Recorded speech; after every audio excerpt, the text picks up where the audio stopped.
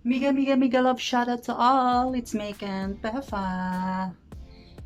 Kung bago pa lang kayo sa channel ko, please do subscribe and like and share. Ayun. Ngayong araw, tayo po ay mag-unboxing ng stuff na nabili po namin nung nakaraang araw.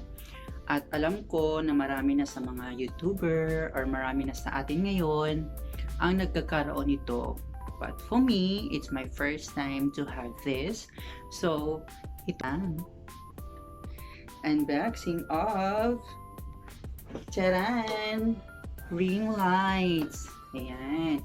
So, tayo ay magkakaroon ng unboxing ng ring light.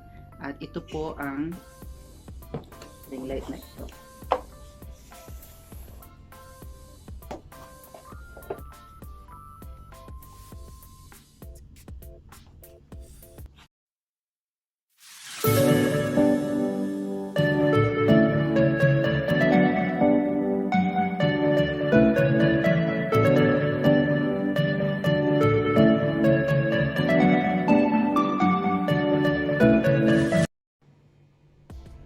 Bakit nga ba kailangan natin ng ring lights?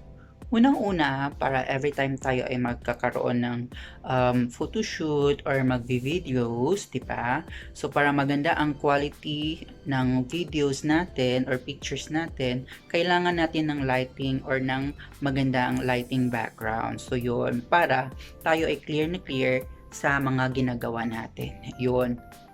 At, especially ngayon na pandemic, dahil sa pandemic ngayon, so marami sa atin ang nag-work from home.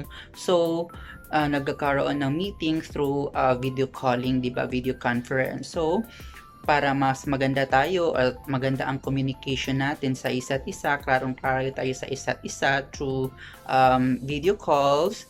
So, kailangan natin ng magandang lighting. Pero, kung sa tingin nyo ay enough na sa inyo yung lighting ninyo sa bahay ninyo, so, wag nang gumamit din. Pero kung gusto nyong ma-try na mas more na, diba, mas more clear and more good registration kayo online, then, why not trying sa ating ring light, diba?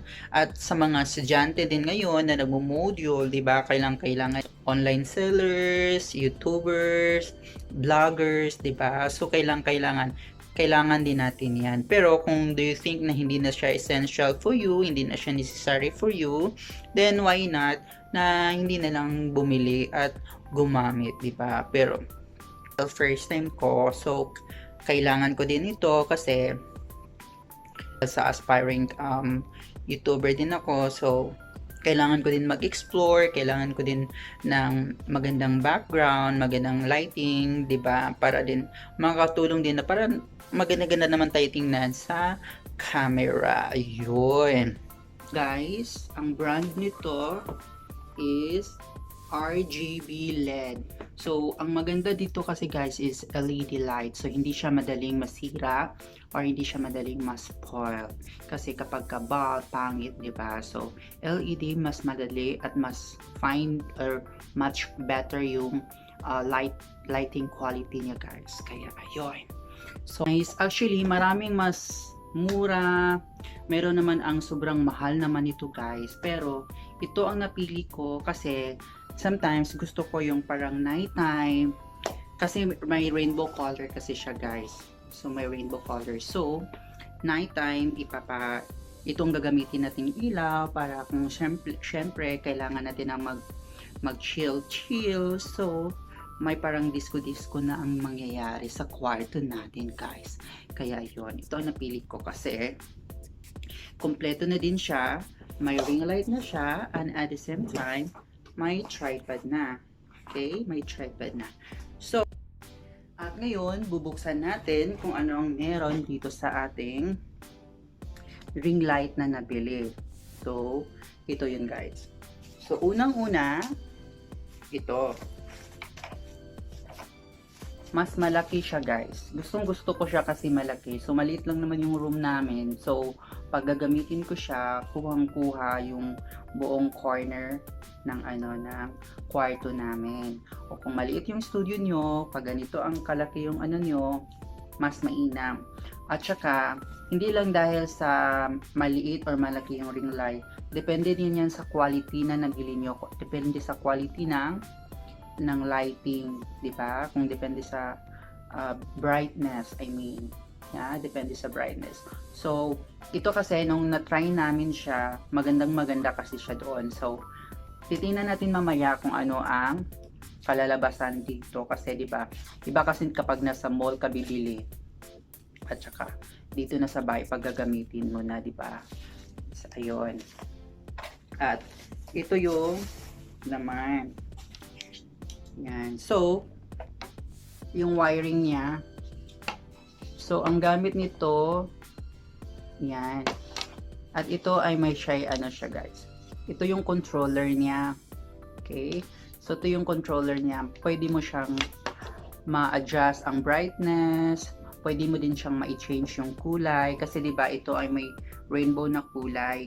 May warm na din, di ba? Yung iba't ibang kulay. Mamaya ipapakita ko sa inyo kung ano ang mga kulay na meron dito sa nabili kong ring light. Ayan. So, may controller na din siya dito. And at the same time, meron din siyang remote na guys. So, kung halimbawa, doon ka sa malayo, tapos dito ka mag-shoot or something, so mas mainam na may remote ka kasi para i-change mo na lang. Hindi ka napupunta doon. Lalo pag ikaw lang mag-isa mag-shoot.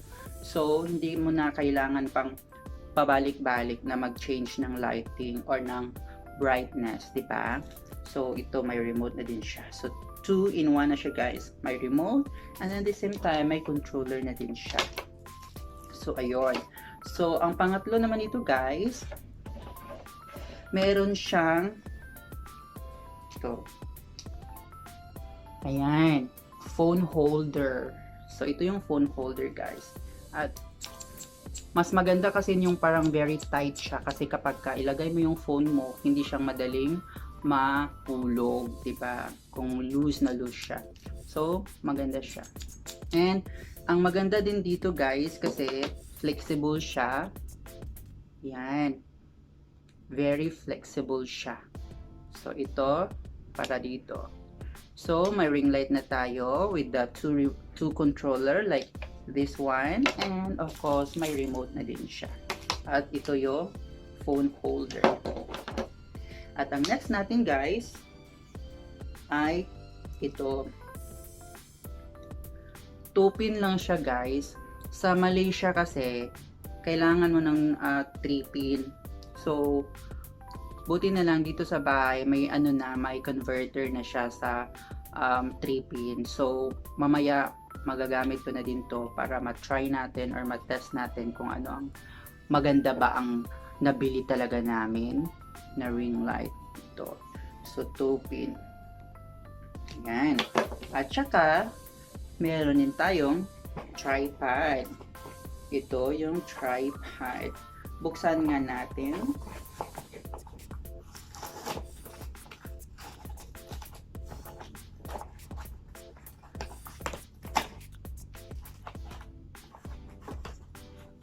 Ito guys.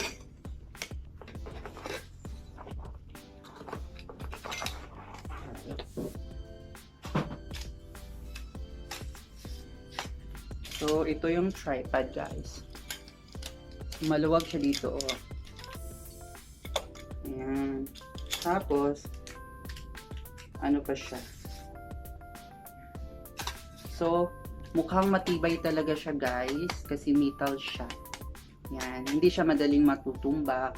Kung sakaling masagi man ng, diba, masagi. Or kaya sa hangin, kung nandun kayo sa labas mag-shoot, kung masyadong malakas yung hangin, ito hindi siya madali kasi pwede mo din siyang ma-adjust yung base niya. O, ayan. Kung gusto mo yung parang gamitin mo siya sa mesa, so kailangan short. Kung gusto mo naman sobrang wide, ayan. So, ito yung ang ating ring light guys na naibili. At